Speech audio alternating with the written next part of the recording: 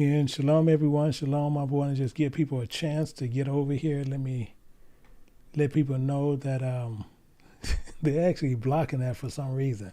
So I put it back over here. And just give me one chance real quick, and we can make the change. So I just want to just give us a moment to where we can make sure everybody over there can actually come over here. So hopefully, let me make a quick change here to make sure everybody can get there. Because for whatever reason, they literally is blocking my feed to this channel.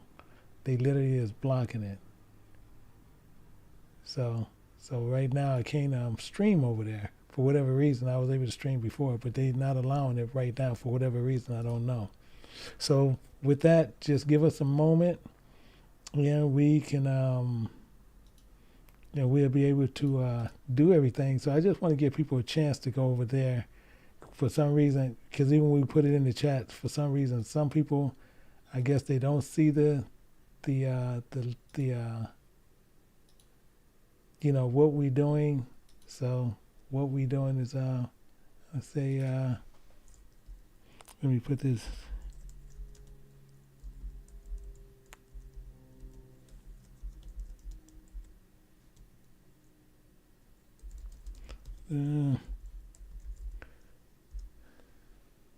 So again, I'm putting it over there, and I'm gonna put it there a couple of times. But knowing most people, they still probably might not see it. They probably still might not see it. That's just by habit. So I've set it as it's there. I know it's there. I done put it there quite a few times. So let's just give it a minute, and we will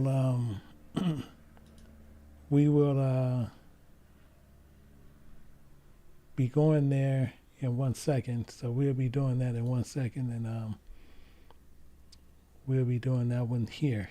So I do apologize, but let me go ahead, and I'm gonna start it up right now to where we can go ahead and do it, and then we'll go from there. So just give me one moment, and we'll get started.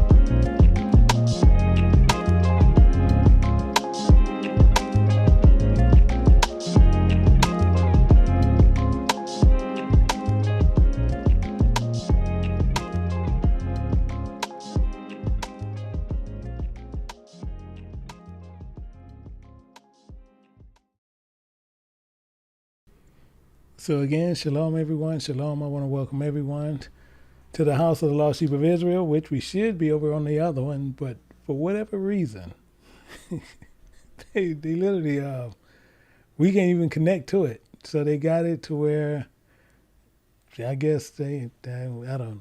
So we can't even connect to it right now. We can do everything over there, but go live, which we should be able to completely go live there. But for whatever reason, they are somehow blocking it to where we can't do it. So we have to move it back over here, which is no problem, but it do cause an inconvenience for people who want to study and learn. And we want to just give people a little bit of time to where they can come in and get a better understanding of what the Bible says and what the Bible is all about. So just give me 1 minute. I want to just do a couple of things. I want to do just a couple of things real quick. I just want to get one shared out. I want to get this out real quick. And I want to get these out. And I got one more.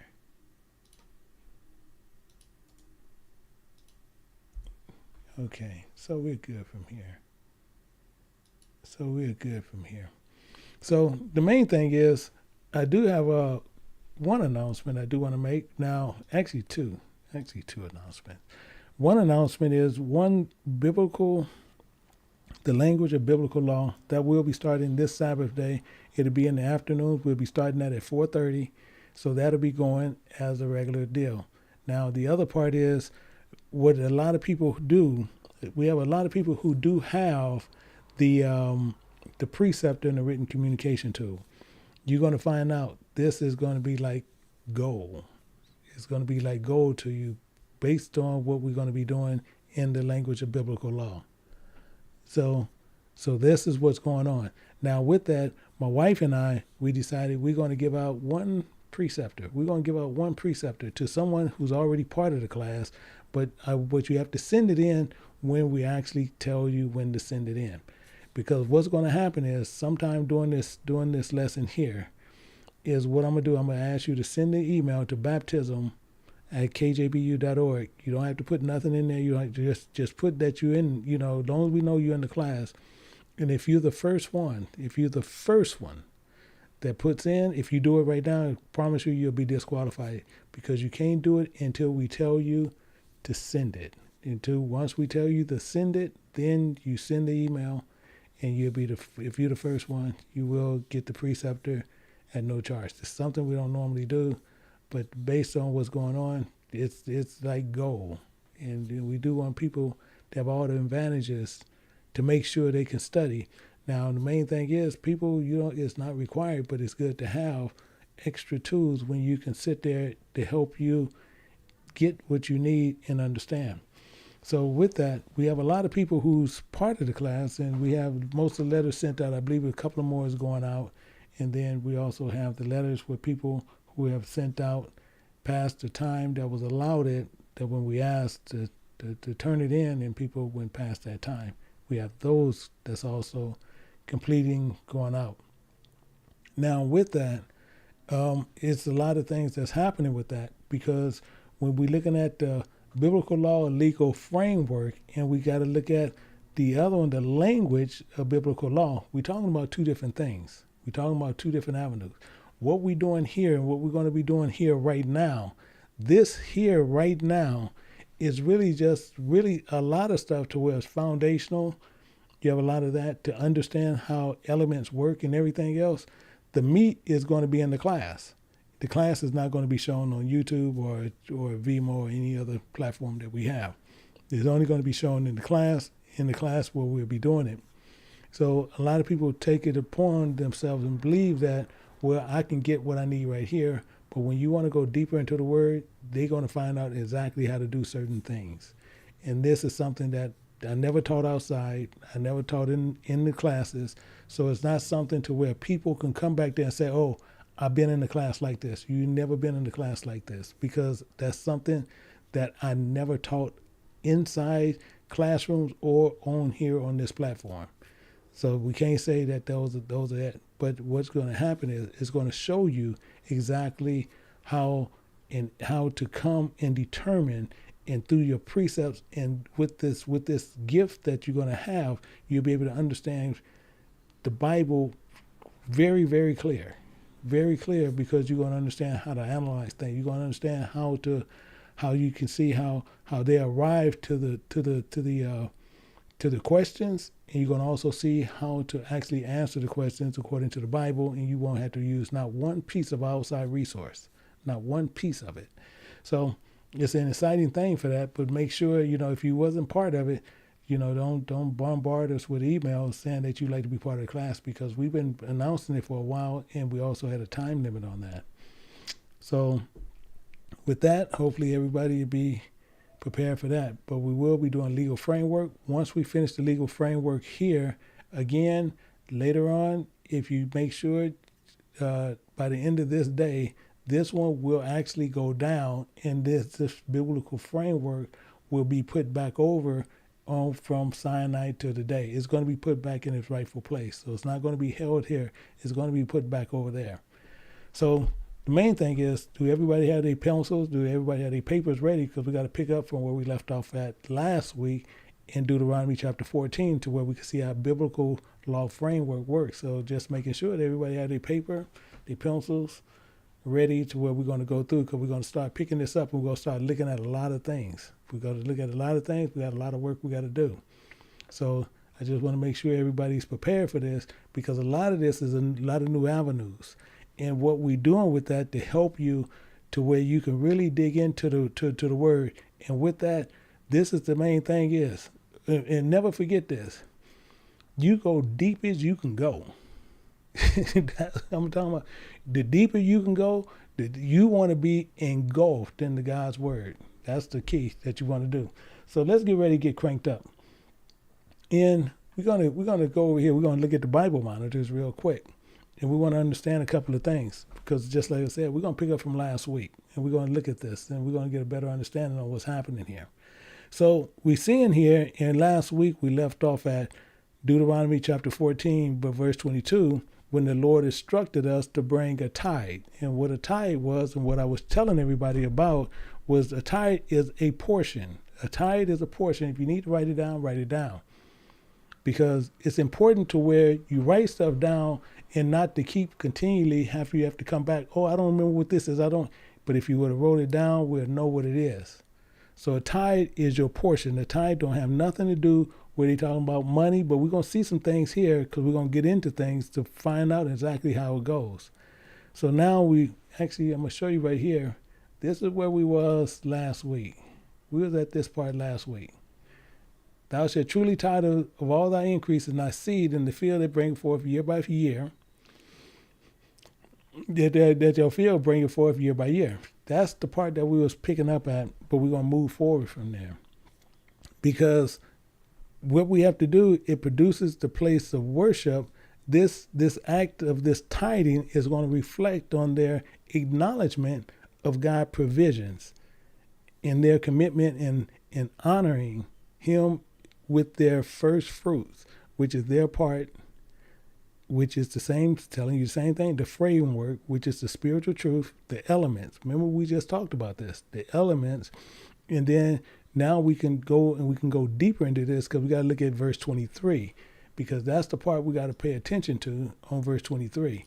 So as we go here, we look at this one here now, and as we get a better understanding, we're going to look at this a lot better, and we're going to get a lot deeper on what's going on. It says, and we know it's including something, and so we know it's going to include something. It says, and thou shalt eat. Eat, we know what eat means. We know eat mean to learn. So then we know before mean in the presence of, it says the Lord, which is the Spirit of God, which is Jehovah. So it's Jehovah thy God, that's what it's telling you all together. So it says, thou shalt eat before the Lord thy God in the place which he shall choose to place his name there. We got to understand what he's saying there, because he's talking about a name, but we know a name, he's talking about a way. All this stuff we're gonna get worked out. And it says, in the tithe of thy corn. We're going to find out what's going on there, of thy wine, of thy oil, in thy firstlings of thy herd and thy flock, that thou mayest, you see how thou mayest learn, you mayest learn to fear the Lord thy God always, to desire the Lord thy God always, to desire the Spirit of God always. This is what it's saying. It's saying you're going to tithe all these things, but he's saying you may have learned.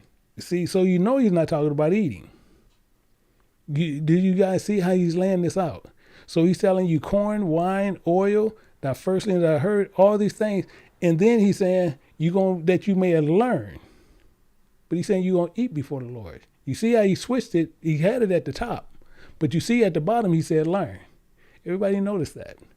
See, we have to sit there. We have to put in more studious work and understand exactly what he's talking about, because if people sit there and say, well, no, it's saying eat, it's saying eat. No, we don't pay attention to that. What we want to do is understand the Bible as a whole. So you see, he's saying eat one, and then when he finish it off, he say that you may have learned. That's what he's been saying the entire time. That's what he wanted us to see, how we can learn something. So as we do this, we're going to see some of the framework on how this works. We got to see how the framework, how some of this works, because he says his name there, his way there, and the tithe of thy corn, and thy wine, and thy oil, and the firstling of thy herd, and thy flock, that thou mayest fear the Lord thy God always. So the framework or the elements are these. We'll see this, and it shows you right here in Psalms chapter 147. And if we're going to look at verse 19. I want you to pay real close attention how he's laying this framework out. Because we're looking at the blueprints right now, but we want to understand the framework on what he did. It says, he showeth his word unto Jacob. He showed his word unto Jacob. But watch the elements he's using for us. He says, his statutes and his judgments unto Israel. Did you catch it? Did you see what he's doing? Did you see how he played this? So these statutes is his judgments, his doctrines, his teachings. So now it's telling us how this spiritual way, where we can understand it. The main thing is he's showing us how to partake. Partake in something mean to participate, mean to share, to engage in something with the broader sense. Partake is an idea of joining and having a role in a particular activity or an event. Did everybody understand that? Do everybody understand what I'm saying? I want to make sure everybody get what I'm saying here, because we're gonna keep digging. We got to keep digging here. Good. So we're gonna keep moving down here. So now, as we understand what this partake is where we can learn to do something, this is what it is. So to partake is often used. Partake. I just want to make sure we're focusing on something. What partake is, it's often used to describe an act. Participating or sharing or benefit in blessings. So with this spiritual practice or this sacrament in this communal gathering, overall partake. We just focus on partake. It implies of an active engagement, sharing the involvement of a particular activity where they experience a spiritual practice, which is it signifies a personal or intentional participation in something that we're doing. It's often aimed at receiving and sharing the benefits or a significance. This is what we're doing. That's what's happening here. So we see this here when we go back up to Deuteronomy chapter 14, verse 23. So we see how the framework is working. It says, and you should eat before the Lord thy God in the place which he should choose to place his name there. And it says, the tithe of thy corn, of thy wine, and of thy oil, in the firstling of thy herd, and of thy flocks, that thou mayest learn to fear the Lord thy God always, to fear the Spirit of God always, to desire him. But he's telling you a way, the name. He's talking about a name where he places name, his way there. How do we understand this a lot better? Because he got this name, you see, he said he placed his name there, his way there. I want to show you where we're going to do this. We're going to go to 2 Chronicles. We're going to pick it up at 2 Chronicles chapter 6, and we want to go to verse 6 to get a better understanding on what he's saying. So it's telling us here, and we're going to break some of this down to get a better understanding how this is actually broke down, because we're looking at framework. We're looking at the framework on how this is laid out. Let's look at this. It says, but I have who? The Spirit of God. I have who? God said it. Spirit of God is speaking it. But I have chosen Jerusalem that my name might be there, and have chosen David to be over my people, Israel. You see how he's saying this? So we got to look at it a couple of ways. One, he placed his name. He placed his name in Jerusalem. Jerusalem is Israel. That's the holy city. And the chosen person who was be over it is David, his beloved. So Jerusalem is talking about Israel. It's talking about a people. It's talking about a holy city, a holy people that is gathered together to be over these people. So as we see this, when it reveals the spiritual insight to understand the symbolic meaning, to where we can understand the term or the verse, Jerusalem carry spiritual meanings, which is talking about Israel, which is talking about a holy city, which is talking about a people. See, the Spirit rests not on no other person, not on no other people, but people will say it do, but it don't. It only rests in Israel. People can tell you whatever they want to tell you. People can sit there and say, no, well, I'm part of, no, if you're not part of Israel, you're not Israel. So, but people, even today, they'll go to Jerusalem just like they going into a building. Think about that. So if you go into Jerusalem, the city, just like going to a building, it signifies the same thing. Because he said he placed his name, his way there. It's not talking about we going to Jerusalem, the place that's over there in the Middle East. He's talking about he placed it in people. In people. His way there. So he chose his place in his name, which represent the divine presence and his guidance of a chosen place, which had become the pathway to his truth and righteousness. So what we want to understand is this. This is one of the biggest reasons why people err, because of what they do. I want to show you something where we're going to look at this. We're going to look at Hebrews chapter 9, verse 24. This is why a lot of people go to Jerusalem, or they're called Israel, and it's telling you right there, he don't put his name in plots of land. It says, for Christ is not entered into holy places made with what? Made with hands, which are figures of the truth. He's not there. He has chosen a people. So it's not there. The same thing you see here, and when we go into Acts, you see the same identical thing in Acts chapter 17, verse 24. You see the same identical thing here. He's telling you here, is it God that made the world and all things therein, seeing that the Lord of heaven and earth dwelleth not in temples made with hands. Because he dwell in people. He dwell in a people. So people call that place Israel and saying, well, we can go to Israel. And you see people say, I go to Israel and I feel so different and it's so different right here and it's showing this holy place. No, if he's not there, because he don't put his name in land.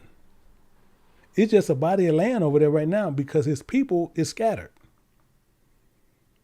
His people is completely scattered. So his way is not in where we can say, well, let's go over here to Jerusalem right now. And then now we doing the things of God. That's not the truth. Because his name, his way is in people. This is why we have a problem.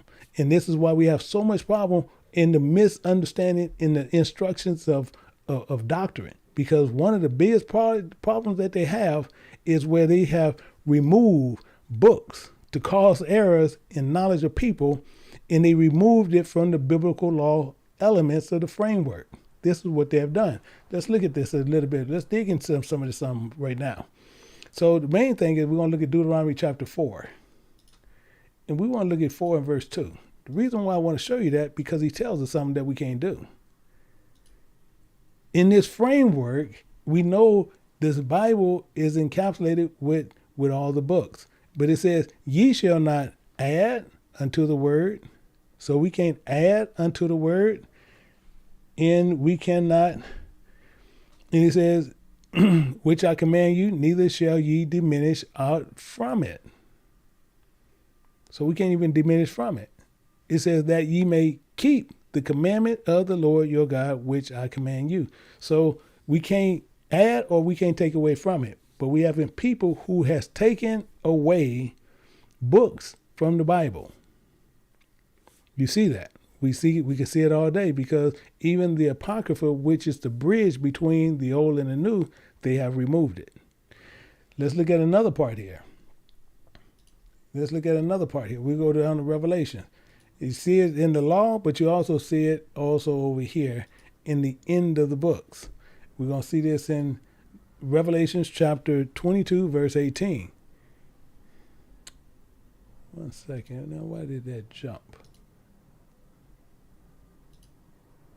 22. Now, why does that keep doing? Well, I just look at it. We'll just go there from there. I don't know why it's going there. Okay. But it's telling you right here. It says, I testify unto you, unto every man that heareth the word of the prophecy of this book. You see how he said, of this book.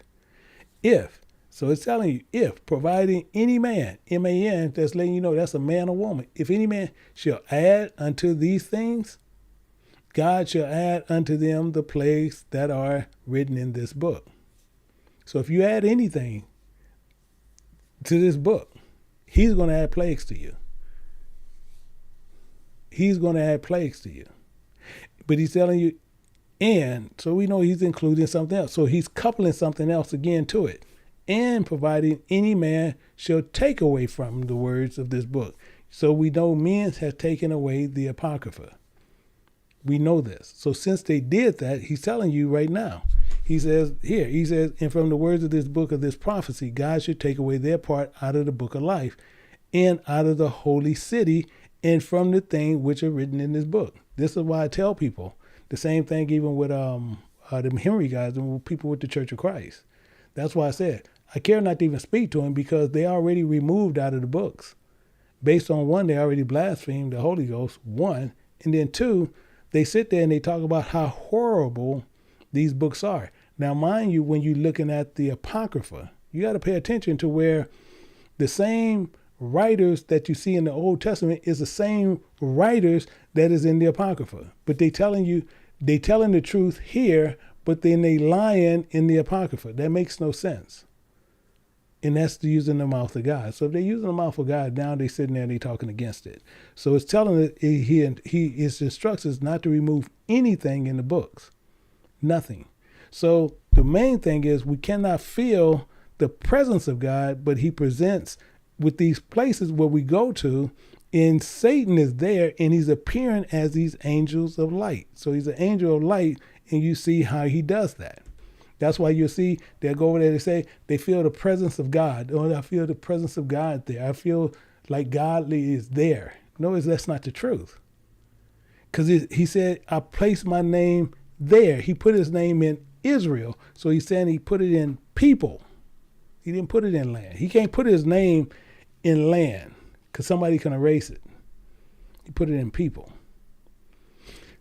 But this is the problem that we have. This is why we continually go through this, but people can't feel these things. But then it also shows you a couple of presence of certain things that shows you how much people, when they're dealing with people from Israel, they're dealing with people from Israel. I'm talking about from Jacob, from the children of Jacob, black people. That's what I'm telling you, being right up front with you, black people. That's why it shows you how much people hate God. Because they'll sit there, we're shot without anything. We're shot for anything. We're killed for anything. But it shows you how much a people hate God. That just shows you that. But people don't really see it that way. But that's the light that it shows you. But he already warned us, if we screw up and we come over here, that would happen, and we see it's happening today. Because the main part of it is people hate God. And if they hate God, don't think they don't hate you too. So don't think they first hated you. They hated God first. So we got to remember that. So let's go back over here to 23 and pick up a little bit more. Right there, it says, thou shalt eat before the Lord thy God in the place which he should choose to place his name there, in the tithe of thy corn, and of thy wine, and of thy oil, and thy firstling of thy herd, and of thy flock. Thou mayest learn to fear the Lord thy God always. So why do you think he's saying that? because we gotta tithe our portion. We gotta put in our portion, and it's the act of giving back to God the first and the best on what we have received from Him. It's the best acknowledging and best in everything, and we possess as a gift from God by offering our portion. We honoring His provision and His lordship over our lives. Over our lives. And same thing with spiritually. Spiritually, we know corn is already, we already know corn is fruit, but then corn spiritually is telling you about the abundance of provisions. The abundance of provisions. Why? Because we know it's the fruit of our works. And the why is the faith in telling us that this is the tangible outcomes and the efforts in this deep trust that we have in God promises. Corn it signifies the abundance of the results of our nourishment, our talents, our resources, while wine represents our unwavering faith in God, the faithfulness and the goodness that we have in Him. This is what this does. This is why it's so important to where we pay attention more closely to what the Bible says. See, we so quick to just read something and think we comprehended it, and we didn't comprehend nothing. So when we bring our tithes, meaning we bring our portion, we have to bring our portion there. We have to bring our portion there. And we're acknowledging He has chosen a dwelling place. He chosen a dwelling place, and He said Jerusalem, which is a community, a city, and it's a people, an individual of Israel. Just because you're Israel don't make you Israel. So our best offering is our best works. We demonstrate that our trust, our commitment, and that we walk a chosen way. That's what this goes with. That's what this stands for. This intertwines with 2 Chronicles 6:6 and Deuteronomy chapter 14, verse 23, because it invites us to recognize the spiritual significance in the concentration that we need in His offering our trust, to remind us of honoring God by giving Him our best, aligning our lives with this divine guidance and walking in faith. So as we sit there and we want to go deeper into the reverence and the fear of the Lord, let's open ourselves to experience the blessings of this spiritual fulfillment, where we can come to following His chosen path. This is what we need. This is what we need to do, and this is what we're looking for. But this is also where it can remind us of some other things. Over here in Sirach, we'll find out a little more. In Sirach chapter 35, let's take this over 35, and we want to take this over, and we want to look at verse 7. So the same thing here. And we're going to take this down a little bit, but I want you to understand where we're coming from. It says the sacrifice of a just man is acceptable. So we know this is telling you, so the sacrifice of a just man is acceptable. So an established covenant or a vow of a just man is acceptable. That's all he's saying here. He says, and the memorial thereof shall never be forgotten. You see how he's playing this, but we're going to read it out, and then we're going to start tearing some of this down to get a better understanding on what he's saying, because we need to completely understand this. Verse 8, he's saying more. Actually, I'm going to change the color of this. But he's saying this. He's telling us something. He says, give the Lord His honor with a good eye. You see how that's saying? With a good eye, meaning with a good understanding. Give the Lord His honor with a good understanding. And diminish not the first fruit of thy power, of thy hand. He's telling you everything what we are not to be doing and what we need to be doing. But watch what he says here in verse 9. Watch what he says here in verse 9.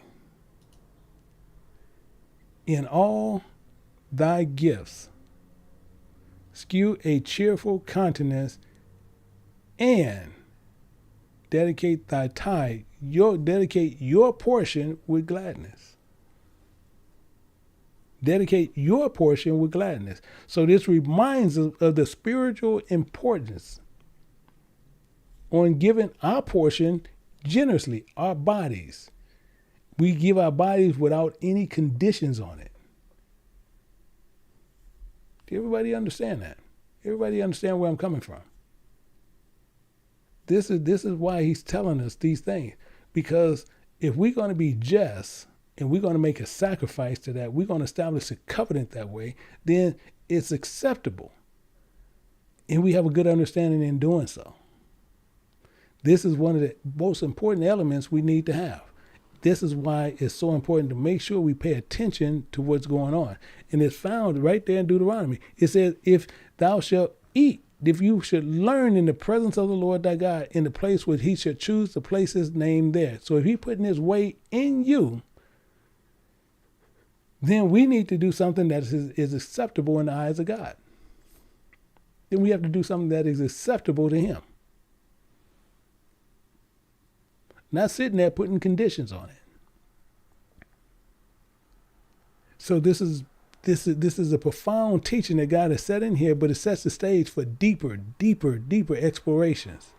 With these deeper explorations and these spiritual significance found in Deuteronomy chapter 14, verse 23, we can dive deeper and deeper into the verse, and we can uncover more profound insights in spiritual practices of feasting before the Lord. And this can transform power to where we can have reverence and gratitude in a relationship with Jehovah. This is a beautiful thing. So as we sit there and we look at Deuteronomy chapter 14, verse 23, this is why we got to hone in. We got to tear it apart. We got to look at it because we got to understand literally the blueprint and the framework and the tools that are needed for we can do what we need to do. We need those elements there. So in context of tithing, we offering and we presenting something so thou can eat, so we can learn before the Lord thy God in the place where he should place his name there, his way there. The tithe of thy corn, the tithe of thy wine, the tithe of thy oil, the firstling of thy herd. So that we may have learned to fear, to desire God always. So at first glance, this directive seemed to be focused solely on physical nourishment. That's what it seems like. That's what it looks like. Because we see all these corn and wine and oil. It look like physical nourishment, but it's not. We just looked at this and we see that it's not. So now we know that it's not. We know it's not talking about physical nourishment. So we viewed these through spiritual lens, and it unveiled the profound truths.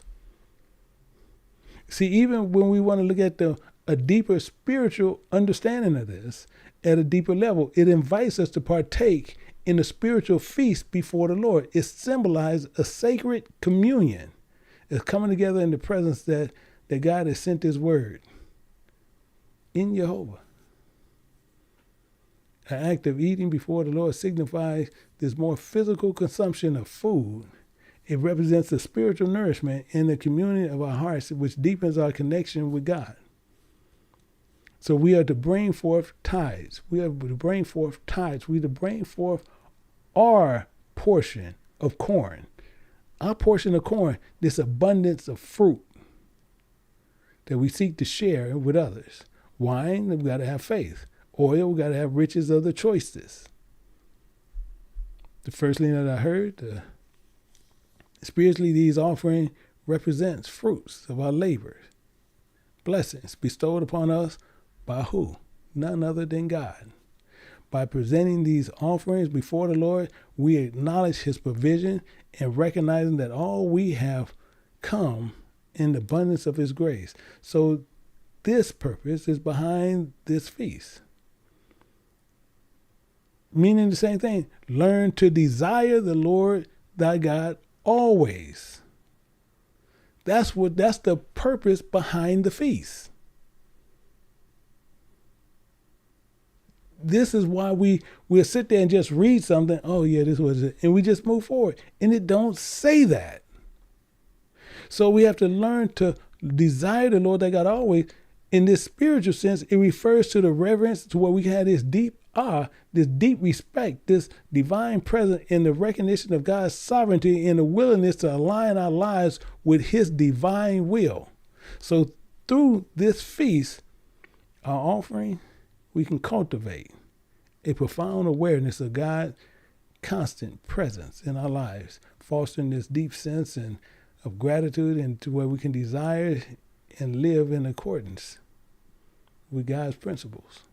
So in essence, Deuteronomy right there, 14:23 is encouraged us to engage in spiritual feasts.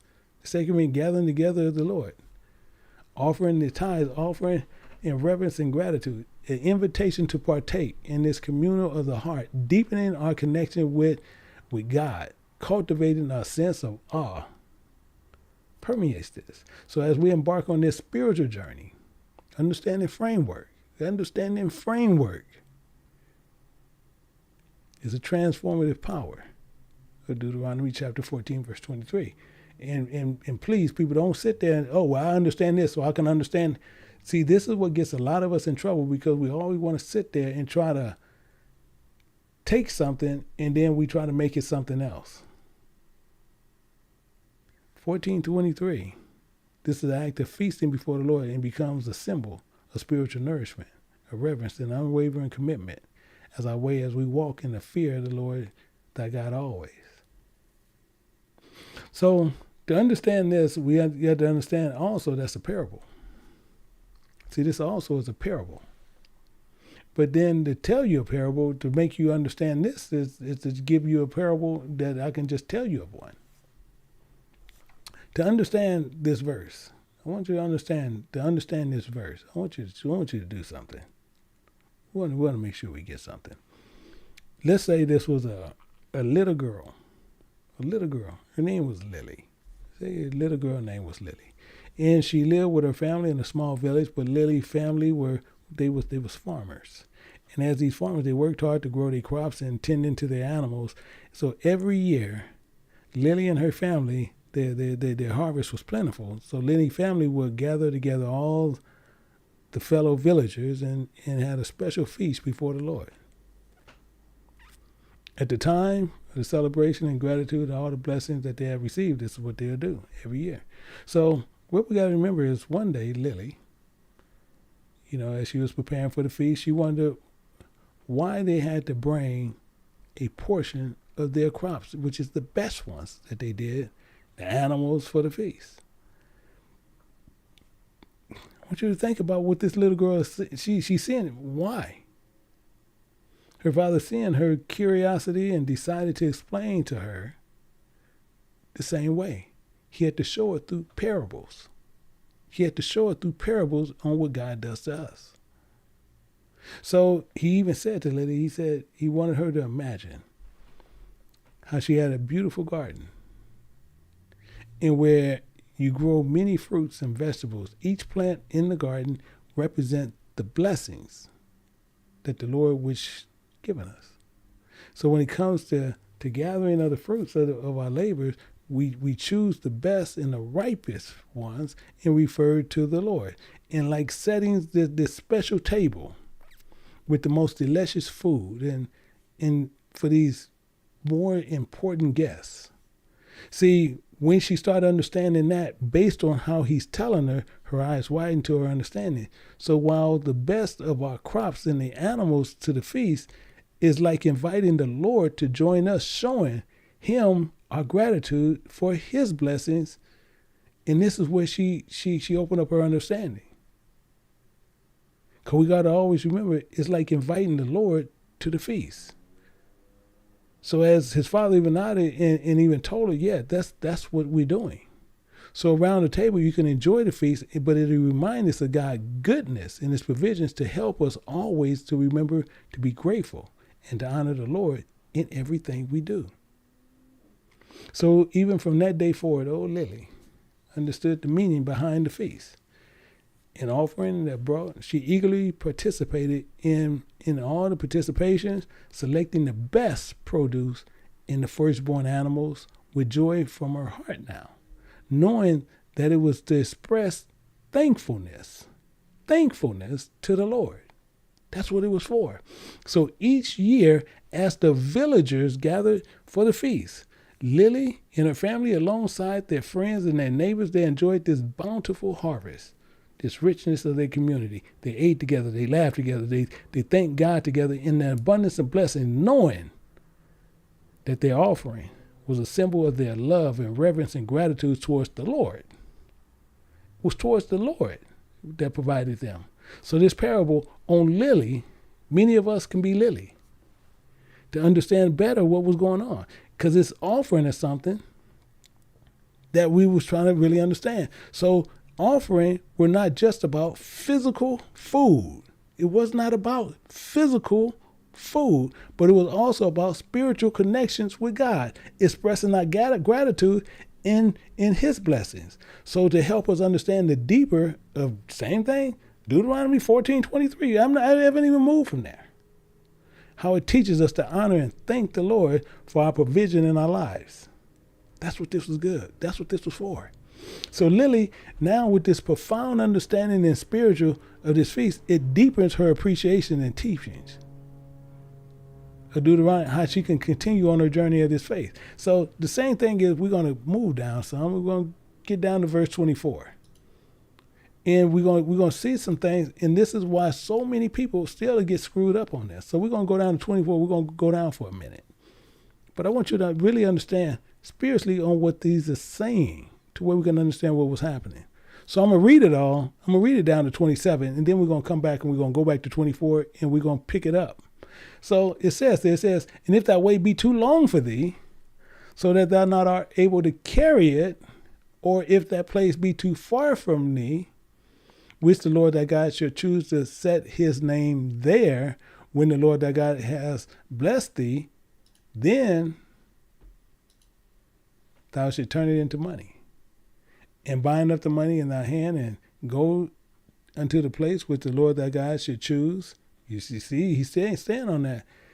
And he's telling you right up front. And thou shalt bestow that money for whatsoever thy soul lusteth after. Watch how he's saying this, and watch how clear this is. For oxen, for sheep, for wine, for strong drink, or whatsoever thy soul desire, that thou shalt eat before the Lord thy God, and rejoice in thy household. Now, the main thing is the last verse here. It says, and the Levites that are within thy gates, thou shalt not forsake him, for he have no part of nor inheritance with thee. But what you got to remember is this. It's right here. Do you think if you're going to spend your money when you get to this place that was too far for you, now you get there, you're not going to buy something raggedy. You're not going to buy something torn. You want the best for your money. You want the best. So you're going to spend that money, but you're going to buy it for what you live for. So if this distance be too great for you, too far for you to carry, whether it's due to physical limitations, being too far away, then you can convert it to a monetary form, which is money. So the same thing, we can even look at it with Lily. We can go right back to Lily. We go right back to her. Because Lily pondered on these words, trying to grasp their meanings and understand how to set on the spiritual side. Her father recognized this same curiosity in the same show Lily, to where she can imagine that this village was to a far place. So the Lord chose to set his name there, but it would be difficult for them to bring their offering to this feast. So in this case, God provision, and he provides a solution. Instead of carrying the physical offerings, this can exchange them for money. This way, it'd be easier for them to bring the monetary value of their offering and purchase the things they needed there at the feast once they got to their designated place. It's a simple analogy. It's never talking about they're going to sit there and just give them money. So this is why Lily will open up her understanding a lot more. But the heart behind it, and we got to make sure that is right. See, God understands our limitations, and he provides a way for us to express our gratitude and honor him in the best way possible. So in this same statement, it shows, even with her, it should be showing with us our comprehension, because God is not solely concerned about what our physicalities can offer, but rather the gratitude of devotion that we express through our offerings. This exchange was to ensure that everyone that can participate in the feast can share in the celebration of God's blessings regardless of their circumstances. That's what that was for. So the same thing with Lily, we can turn back at Scripture and we can continue reading, and we can find the profound understanding that was seen right here, showing you right there in verse 24. Showing you right here, if it's too far from you. So we can learn that. We can understand how that actually played out. We can get a better understanding why with this practical provision and demonstrating God's understanding for his people. So the same thing is in verse 25. It says, then thou shalt turn it into money, and shall bind up that money in thy hand, and shall go into the place where the Lord thy God shall chose. So we know what's going on there. Turn it into money and put it in our hand, and now we can go where we need to go. These words reinforce the concept of exchanging offerings for money, emphasizing the importance of bringing value that's designated to this designated place. It shows us this.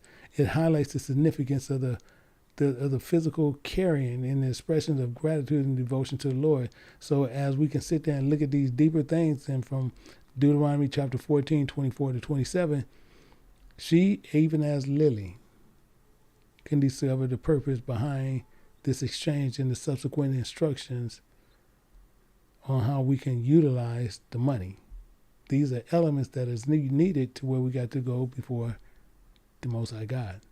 We can't take these physical things, but we want to take the joy of it. We want to learn of this. We have to learn about purchasing whatsoever thy heart desire.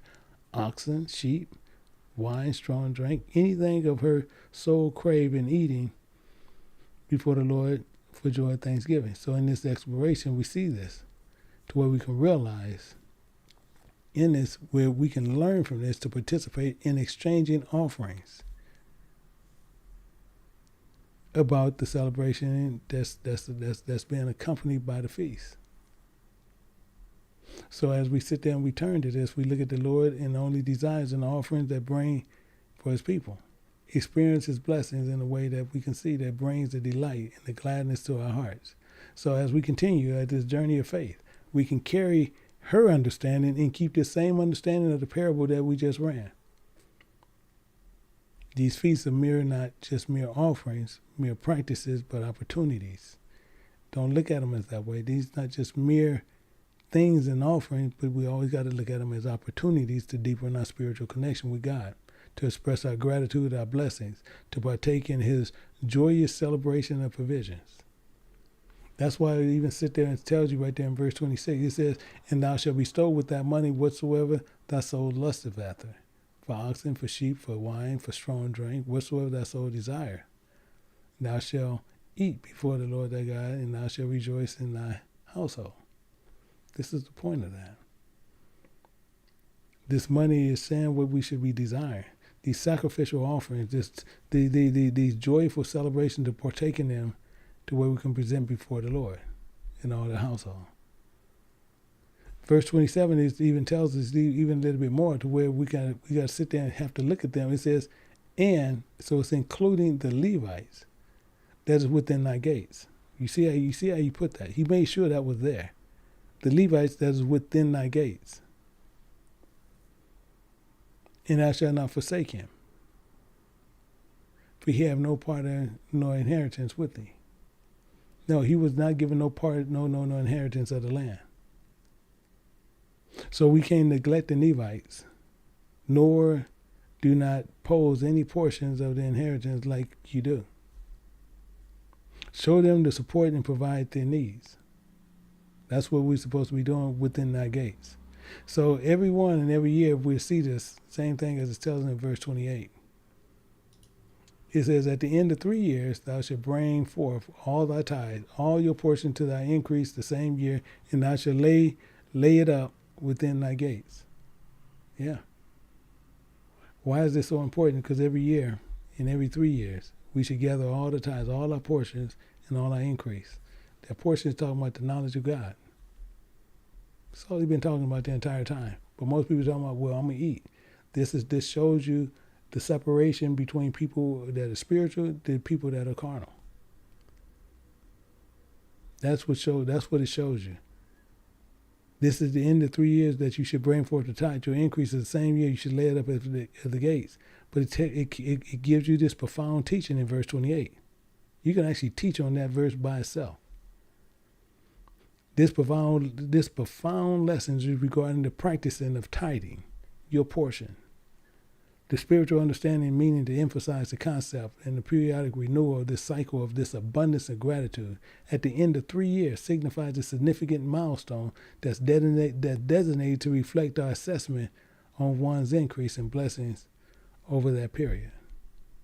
Tithe of that increase represents the portion, the fruits, the works, as one labors to tangible and intangible blessings received from the Lord, and it encompasses the materials and the wealth and the spiritual growth and the wisdom and the relationships. There's various forms and the abundance of things that we need to bestow upon individuals as we can see. That's what it does. In fact, let's see something. I'm going to take you over here and we're going to look at something a little bit better to get a better understanding. We're going to go to 1 Corinthians. And we're going to go to 1 Corinthians chapter 3. But I'm only going to look at verse 7.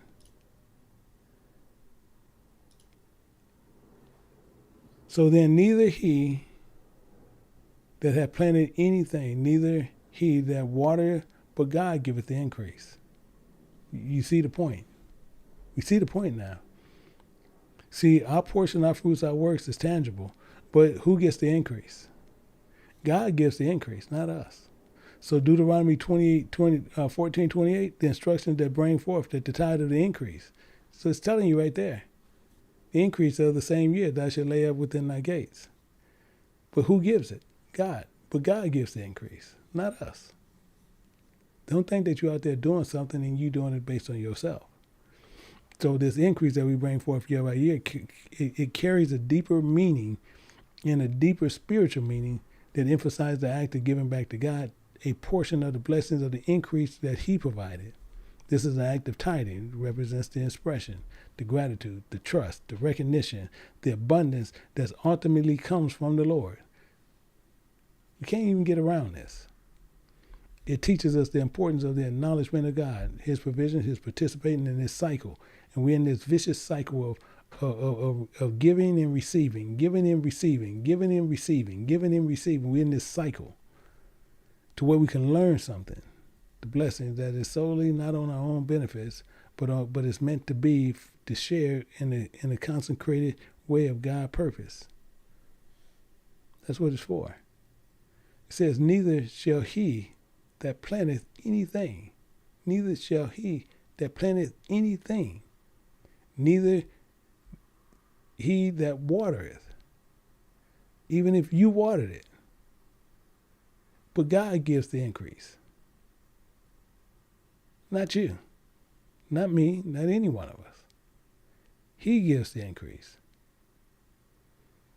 This further explains the spiritual principles, the stewardship, and the provisions of this verse.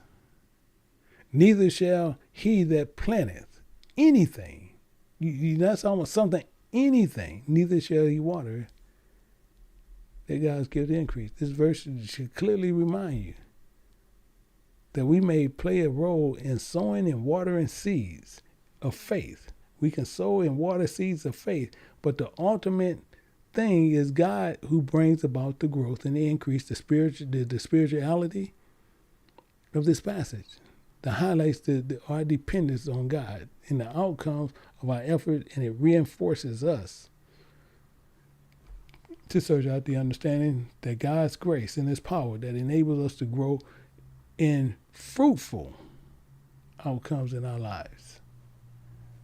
It directs us to focus more in reliance on God, recognizing that he is the source of our increase, acknowledging that he is sovereign over all our endeavors. Doesn't even matter. So even together, what we see 1 Corinthians chapter 3, verse 7, seeing with Deuteronomy chapter 14, verse 28. They're showing you the spiritual principles, the stewardship for trust, the reliance on God. They should remind us that our role is faithfully offers a resource and offers us while we recognize that it is God who provides the increase to bring us about fruitful outcomes. This passage. So this invites us to cultivate in gratitude, the faithfulness, the stewardship, and the humble, the dependence on God. Understand that he is the ultimate source. He is the ultimate source. And enables us to growth and abundance in our lives. He is him. It's not us, it's him. So the same thing as the instructions is saying, lay up in thy gates. Lay up within thy gates. We got to understand even that, to lay up within thy gates. Spiritually signifies the storing and preserving these blessings in these sacred places. It represents the act of setting aside a consecration, these gifts and offerings to God, but allowing all the increase ultimately comes from him. So this same spiritual perspective, we can even say, this verse encourages us to reflect on the blessings in abundance and receiving over a specific period, prompts us to gather and bring forth the tithes. Our portion. We have to bring forth the tithe, representing a portion of these blessings that's laid up within the gates, within our hearts. It's telling us. This is an act of consecration and gratitude. So this spiritual practice of gathering and consecrating the tithes, our portion, serves as this multiple purpose. Firstly, we got to see how it fosters an attitude and gratitude and recognition of God's provisions by acknowledging the setting apart of our portion of the increase. Individuals express the trust in God's ongoing faithfulness, demonstrates our willingness to honor him. Second, laying up the tithes, our portion within the gates, symbolizes the importance of a personal stewardship, the responsibility, signifying the act of curiosity, preserving and managing the blessings that's entrusted to them, ensuring that even we can align with God's will in his purpose. The spiritual meaning behind these instructions highlight this circular nature that is abundance of gratitude. So the 30-year period represents a rhythm that's a reflection of renewal. It's a reflection of renewal. It's interesting, isn't it? But it's telling us this right up front. With this reflection that we can recommit to this faithful stewardship to remind believers, these followers of Christ, that their blessings are not static or self-sustaining, but require continuous acknowledgement and consecration and attention on giving it back to God. It's right here in front of us. Deuteronomy 14:28.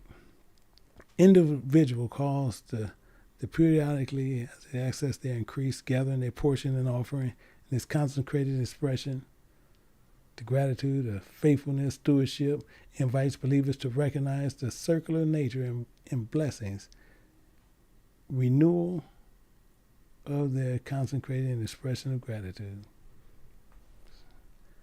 As we sit there and we move down, we get a better understanding. As he said, but verse 29 gets even more important. We finishing that part out.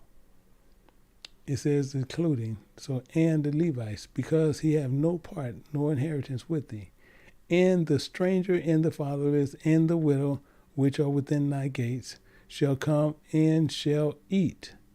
They shall eat and be satisfied. That the Lord thy God may bless thee in all thy work, in all thy hand that thou doest. It's telling us right up here.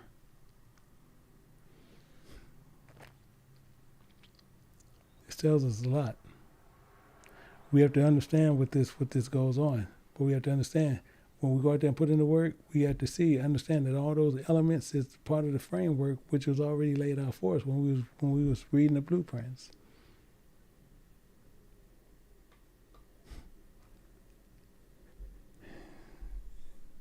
The Levites, because they have no part of this inheritance. The stranger, the fatherless, the widow, within that gate should come and they should eat. Not you sitting there saying you put something in on it. They should come and eat and be satisfied. And then the Lord thy God may bless thee with all thy work and all thy hand, which thou doest. So within this verse, is within thy gate. It spiritually carries this significance, and we got to understand it refers to a space where people dwell together, symbolizing the boundaries of a community and the fellowship. And spiritually within thy gates represents the realm of this inclusion. This inclusion, hospitality, and shared blessings. Highlights the importance of providing for those who are vulnerable, providing for those who are in need, providing for those within your community, including Levites and strangers, the fatherless, the widows, individuals who often are marginalized, lack earthly inheritance, should be welcome within your gates, representing your community and support. So this form of this standpoint within thy gates, it tells you, creating a space of compassion, empathy, generosity within our lives, in our community, and I cause for our heart to extend beyond the personal boundaries and embrace care for others in need. It's all here.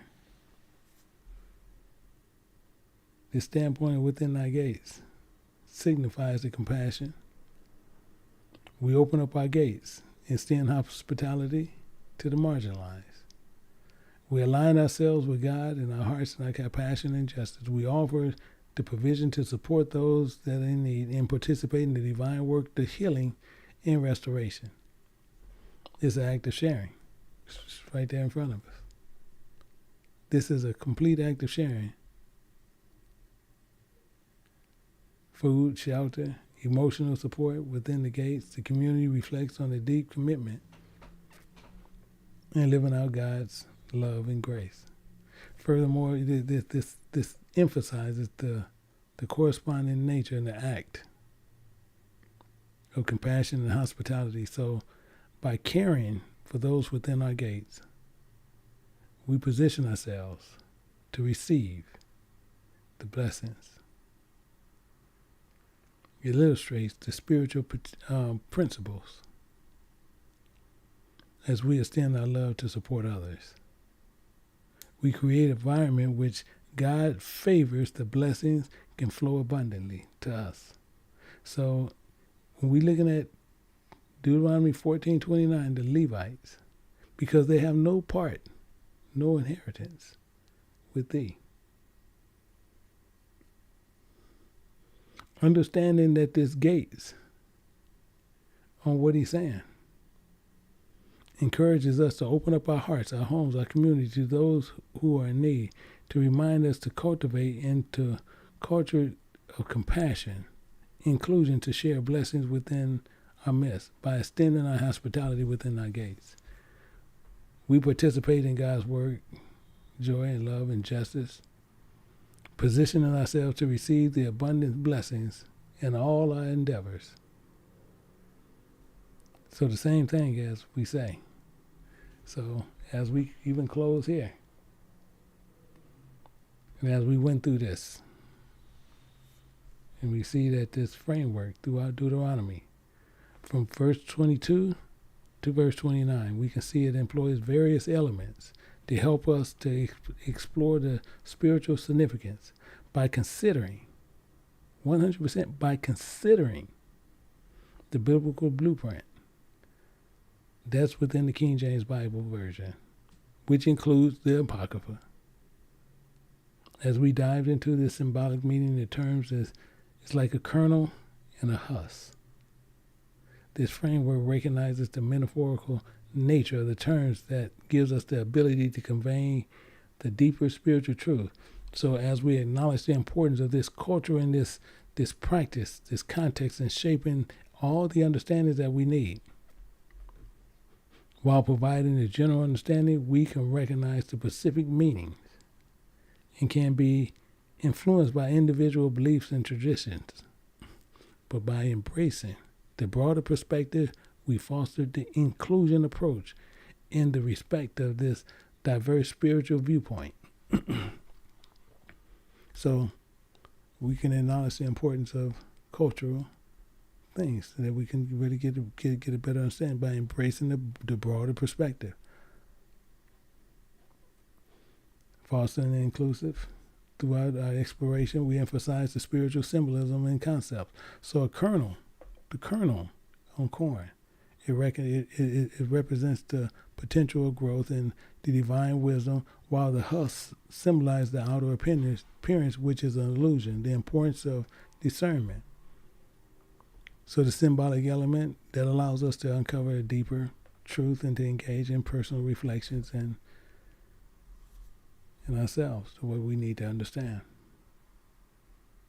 So by weaving together the elements, the Bible sources, the cultural context, the metaphorical understanding, the spiritual symbolism, the framework, it offers us a multifaceted approach to understand the spiritual significance, and these understandings to aim to provide us with a comprehensive perspective that encourages each and every one of us to explore deeper and deeper on this spiritual journey. Using the framework, we hope that this shed some light on the richness and the depth that this spiritual wisdom that's contained within the scriptures may inspire each and every one of you as we explore and we go deeper and deeper into this connection and this divine truth, to uncover the profound truth in this teaching that is woven within the tapestry of faith that we have in God. So with that, we end it here. And hopefully that you continue to study what went on. And as I said, right now my clock, my personal clock, it has 5:48.